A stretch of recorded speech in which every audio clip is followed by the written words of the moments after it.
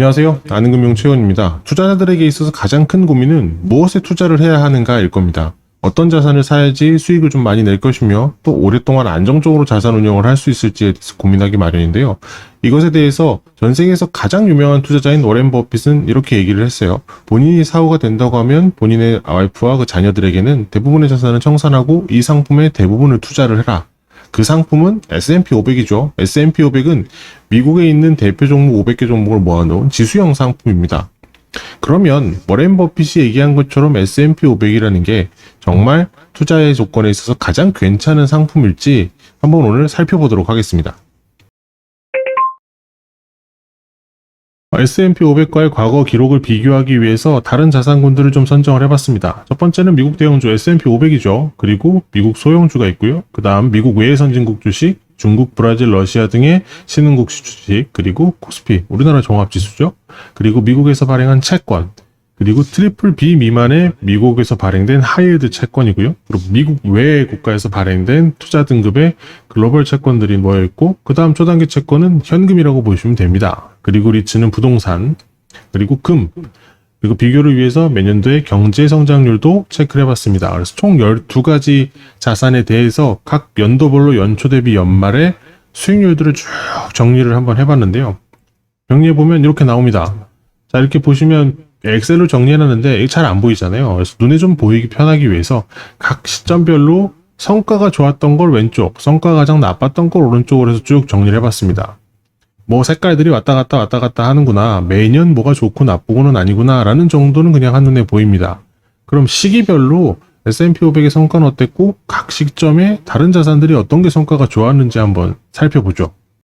2023년 상반기는 지금까지 미국 대형주가 가장 성과가 좋았습니다. 16% 정도로 상승을 했는데요. 역시 S&P 500이 가장 좋네요. 워렌 버핏의 말이 틀리지 않았습니다. 라고 생각할 수도 있겠죠. 자, 근데 작년에는 그러면 어땠을까요? 2022년 미국 대형주가 뒤에서 세 번째입니다. 마이너스 24% 정도 까졌고, 그리고 코스피도 25%나 손실이 났습니다. 자, 근데 2022년은 굉장히 특이한 해입니다. 쭉 정리되어 있는 이 85년부터 지금까지 이 자료에도 그렇고 그 전 자료까지도 나중에 정리해 보신다고 하면 경제 성장률 제외하고 모든 자산군이 다 마이너스에 들어간 거는 2022년이 유일합니다. 그래서 투자를 하신 분들은 전부 다 손실을 보셨다고 보는 게 맞습니다. 작년도에 내가 손실을 조금 봤어, 한 10% 까먹었다, 오히려 투자를 잘 하신 걸 수도 있습니다. 그만큼 2022년은 어려웠다는 걸로 보시면 될 것 같고요. 코로나 팬데믹이 있었던 2022년, 그 해에는 코스피가 가장 좋은 성과를 내면서 30% 넘게 연초 대비 연말에 올랐습니다. 미국 대형주 같은 경우도 한 17% 올라서 뭐 성과가 나쁘진 않았네요. 그 전년도 2019년도 같은 경우는 여기도 미국 대형주가 가장 좋은 성과를 냈네요. 2018년에도 미국 대형주는 마이너스 6% 정도 손실이었지만 전체 자산군 중에는 그래도 중간 정도에 위치한 모습들을 볼 수 있습니다.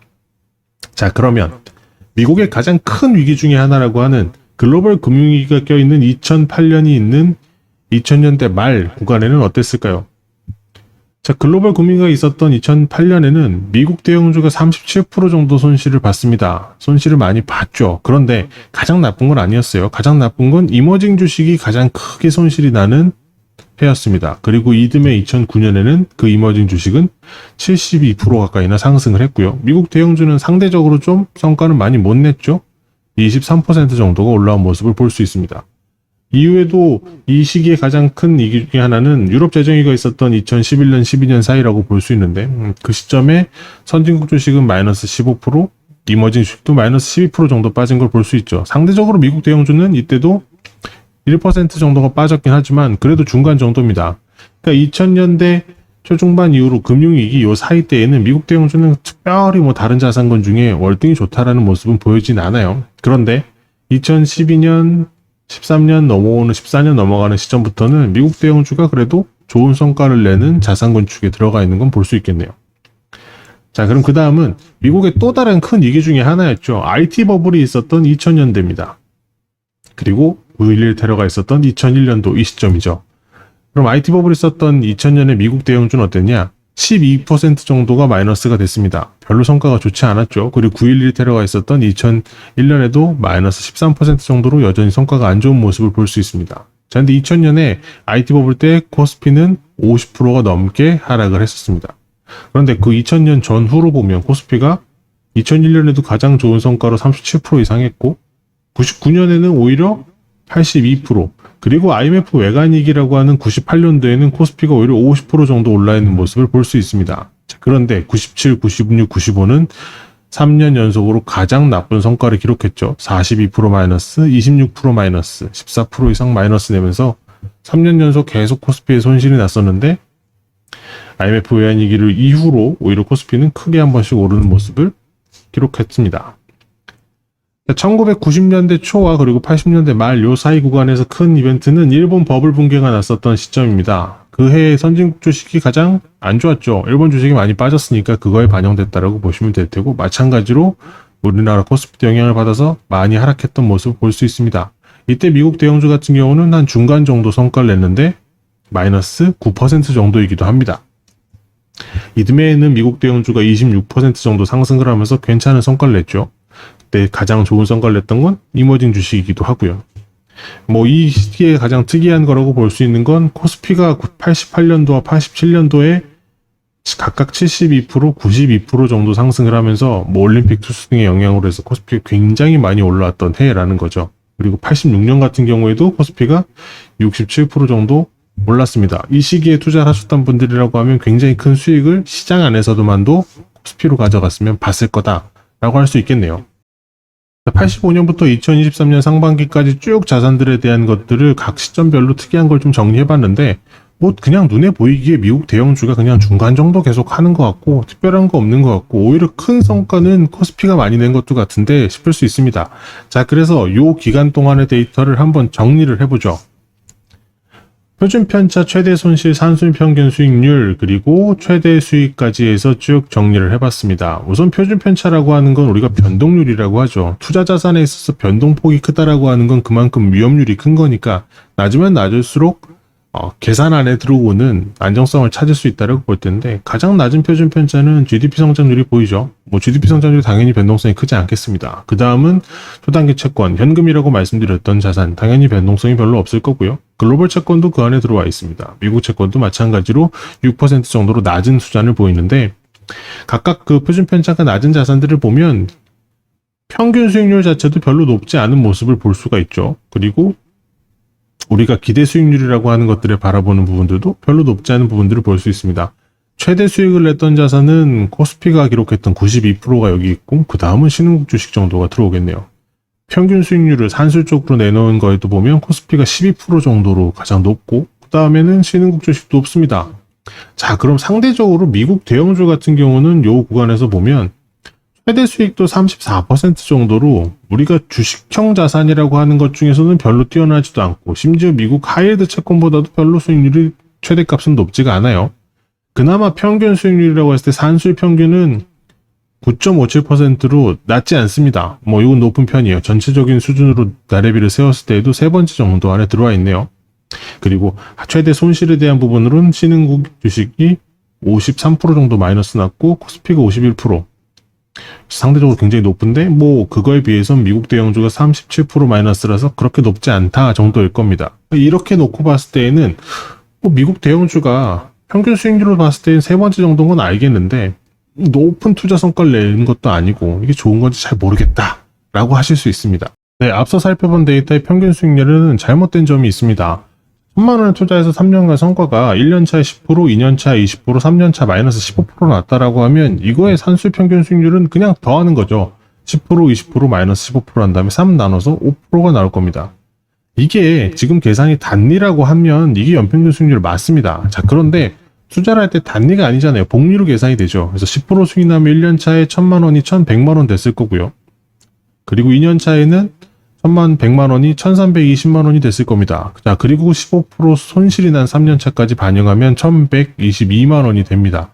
자, 그냥 봐도 연 5% 수익률 난 걸로는 안 보이죠.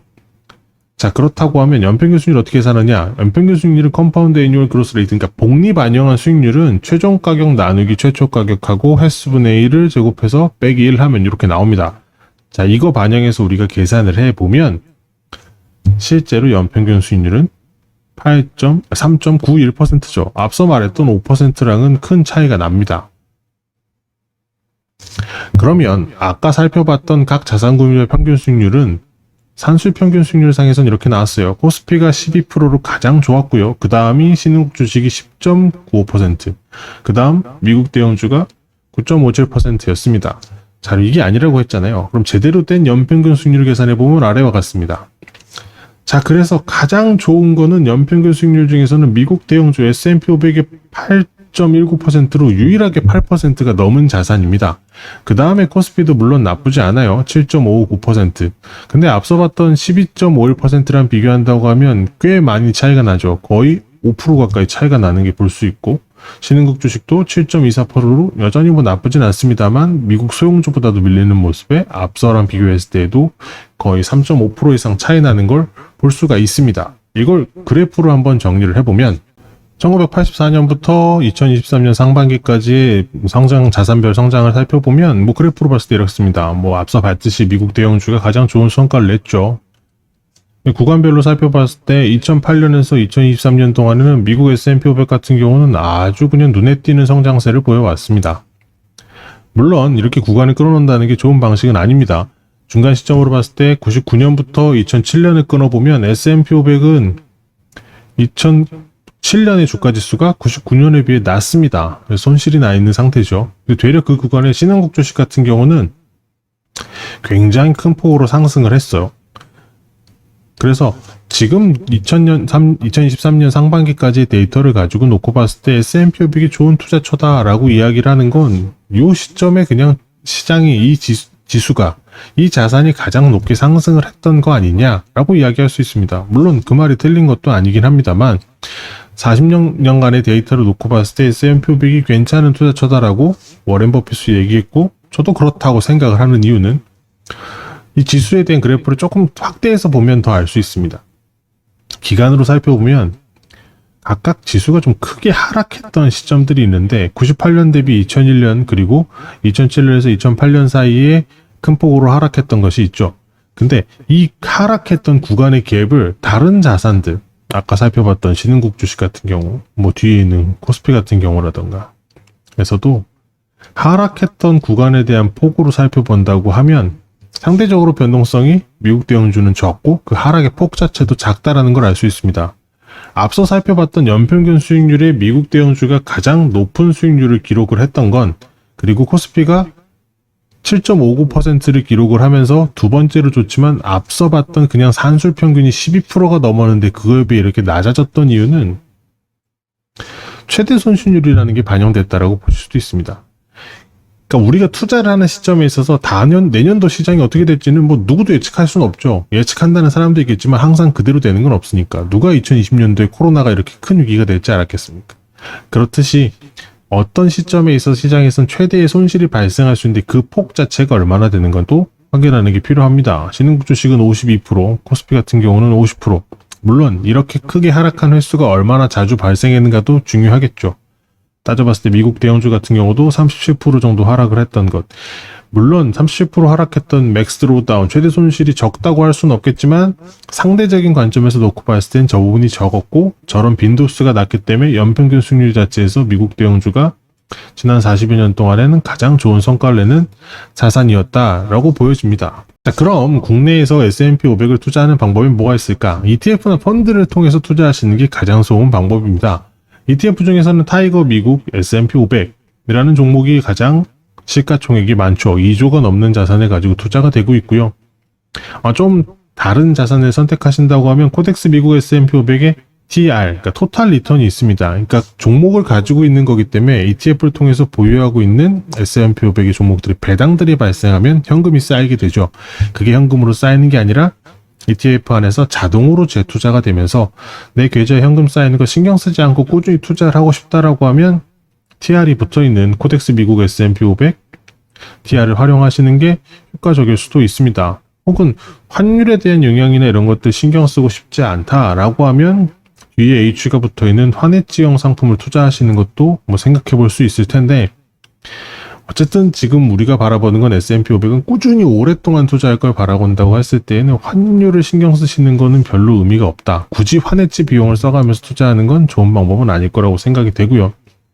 기타 내가 ETF가 싫다 혹은 펀드를 꼭 해야겠다라고 하면 KB스타 미국 S&P 500 인덱스, 삼성 미국 S&P 미국 인덱스 H 혹은 환해지가 안 되는 UH 등을 통해서 투자를 할 수가 있습니다.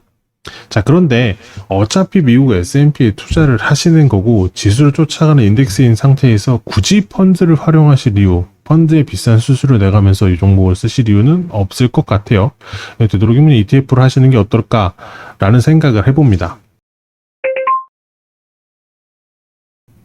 워렌 버핏이 아내에게 권했던 S&P 500이 정말 괜찮은 거냐라는 것을 비교하기 위해서 지난 40여 년간의 각 자산군별 수익 성과들을 한번 비교해 봤습니다. 지난 40년간 데이터를 놓고 봤을 때 S&P 500 투자는 굉장히 성공적이었습니다. 가장 높은 연평균 수익률을 기록을 했고 상대적으로 낮은 최대 손실률을 기록을 했죠. 그래서 S&P 500만 투자를 한다라고 하면 적어도 투자를 실패하지 않는다는 걸 장기간 해왔다라고 하면 틀린 말은 아니다라는 걸 볼 수가 있었어요. 그런데 우리가 각 연도별로 이벤트가 있을 때 자산군들의 성과가 왔다 갔다, 전년도에 가장 좋았던 게 다음 연도엔 가장 나쁜 수익, 그리고 전년도에 최악의 손실을 기록했던 게 다음에는 최상의 수익률을 내는 것들을 보면서 항상 우수한 성과를 내는 자산은 없다라는 것을 확인할 수도 있었습니다. 그래서 어떤 투자를 한 자산군만 꾸준히 하신다, S&P 500이라고 하더라도 최소한 10년 이상의 장기간 투자를 통해야 우리가 말하는 연평균 수익률을 추구할 수 있다라고 이야기를 했고요. 특정 구간에 있었을 때는 오히려 그 성과를 달성하지 못할 수 있다라는 것도 확인을 했죠. 99년부터 2007년까지라고 한다고 하면 한 8년 정도의 기간 동안에 S&P 500에 투자했을 때 오히려 손실을 입는 경우들도 발생을 했습니다. 그래서 가능하면 하나의 자산에 모든 걸 투자하시는 것보단 투자의 대전제인 시장은 무조건 성장한다라는 것에 대해서 우리가 믿음을 가지고 가능한 여러 자산에 좀 분산을 하시고 한 번에 모든 자산 금액을 다 올인하는 게 아니라 정시 투자를 통해서 손실을 최소화한다라고 하면 적어도 모든 자산들은 성장을 해가기 있기 때문에 손실은 줄여가면서 높은 평균 수익률을 통해서 투자 성과를 높여갈 수 있지 않을까라는 생각을 해봤습니다. 자, 오늘 나눈 이야기가 여러분들의 금융생활에 도움이 되시길 바라면서요. 궁금한 점이 있으시면 댓글을 남겨주시거나 사면에 게시되어 있는 문의처를 통해서 연락을 주시면 성실히 답변을 드릴 수 있도록 하겠습니다. 오늘도 감사합니다.